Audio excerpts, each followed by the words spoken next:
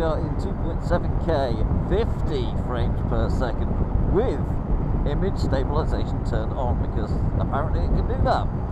The literature that I read, which I'm pretty sure was on Drift's website, said that it was 1080p, 60 FPS image stabilisation maximum.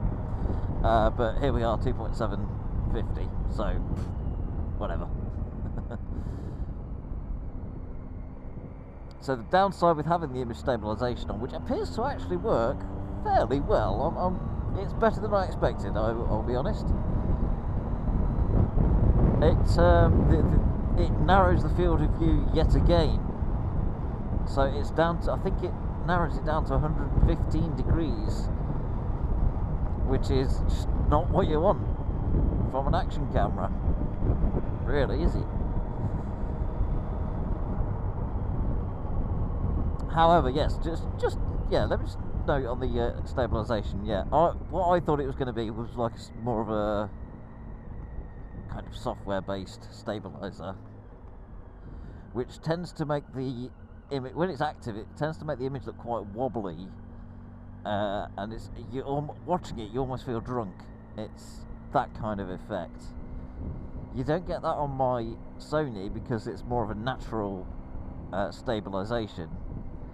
That it just holds, it's almost like the camera's floating on that, but it's not, you know, it's not waving about all over the place. It's steady, but as I turn my head, you can see the helmet, you know, move in and out of the shot when I turn my head. But it is as if the camera isn't fixed to the helmet. It's as if the camera is just hovering next to the helmet as I turn my head, and it works very well on the Sony. On this, I'm not really sure what it's like if your camera's in the shot, because it narrows the field of view.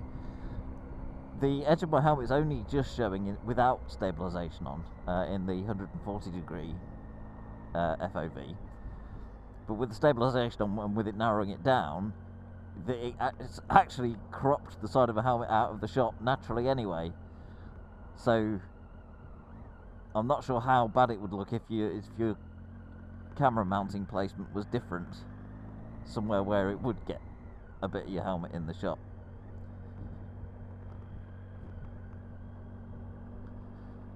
But yeah, the actual stabilisation itself, it is surprising. I wasn't expecting it to be as good as what it is, so that's a good point. However, yeah, it does narrow the field of view down even more, and yeah, that's a bit of a bummer. Anyway, this morning I am heading up to the Chalet Cafe up near Cowfold, meet up with Pezza and Hippodrones, because I think they're coming out they're breaking out the old school bikes. So yeah, what we'll do, we'll take a ride up to the cafe and have our breakfast and whatnot, and then on the way back I will turn stabilisation off and see how it is in 2.7K, 50 or 60 FPS without the stabiliser on, but having the slightly wider field of view. So we'll see how that looks and compare it.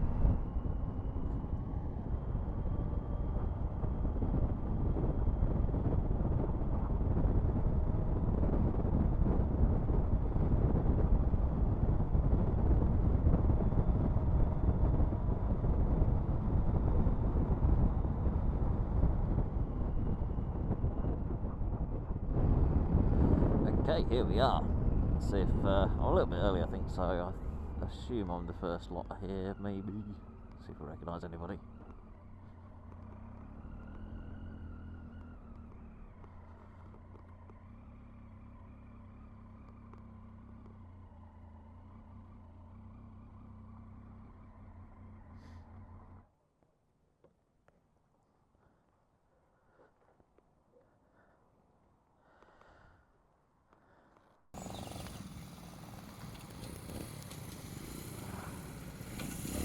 Here they are.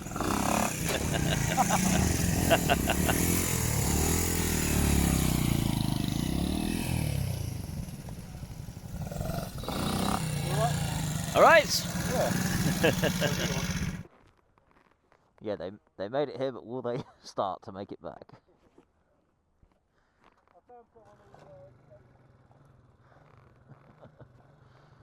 The 65 has started. Everyone else is going off to Fuel Coffee House, which I'm jealous about because I can't go. I've got to get back home and I've got some work to do. So.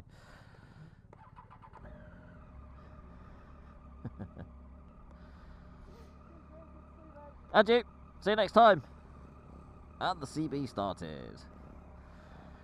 There we go. Right, the camera is now in 2.7K, 60 FPS.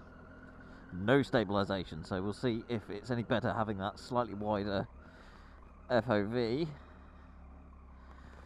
just with more jitteriness.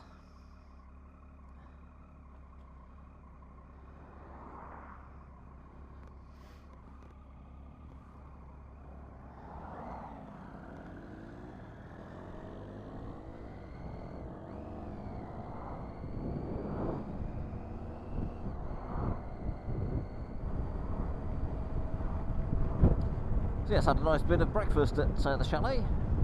It's a good cafe. They do a very good breakfast.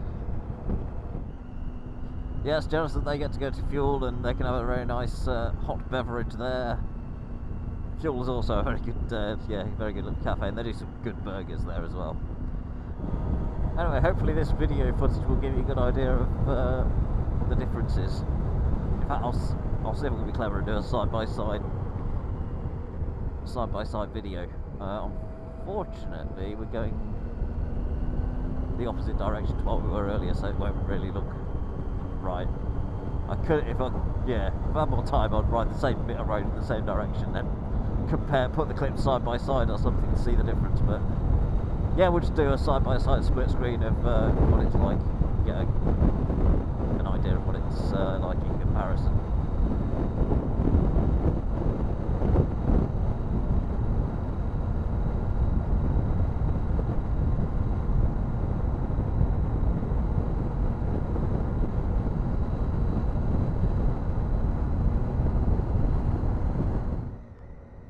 So yeah, I'm not ready to conclude my final thoughts on this camera yet.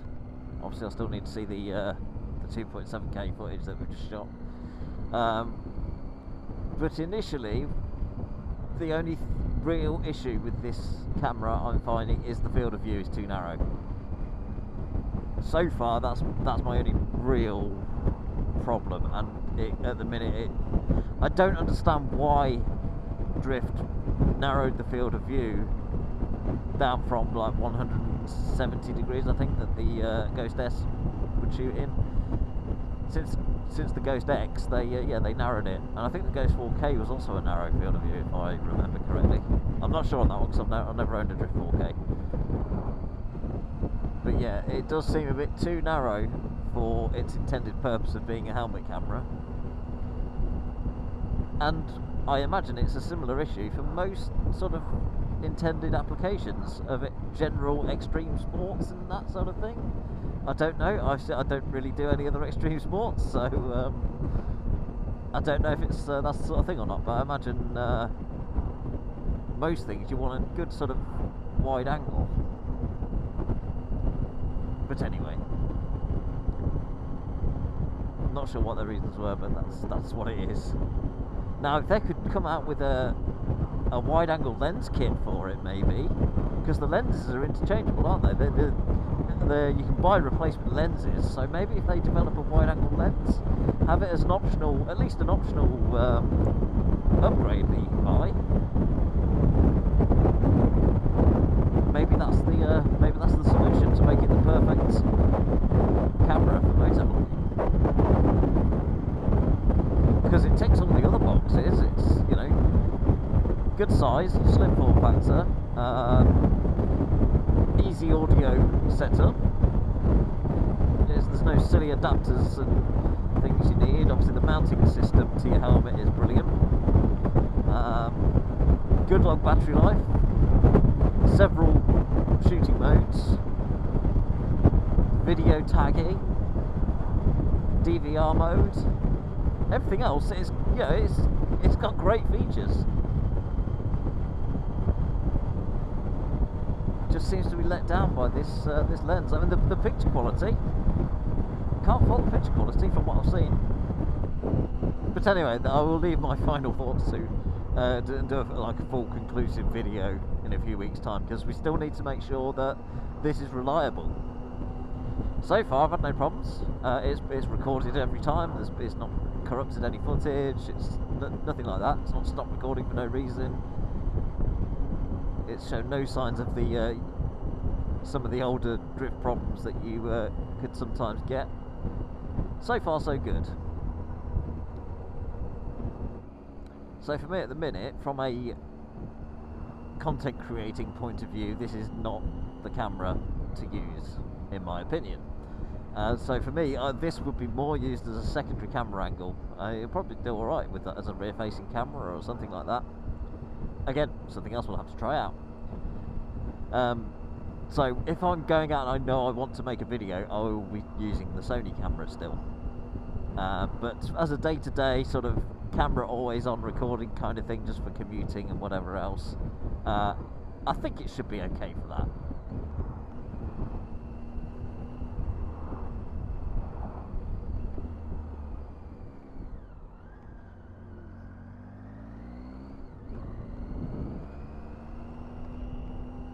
Anyway, thank you for watching, everybody. I will see you on the next one. Bye bye for now.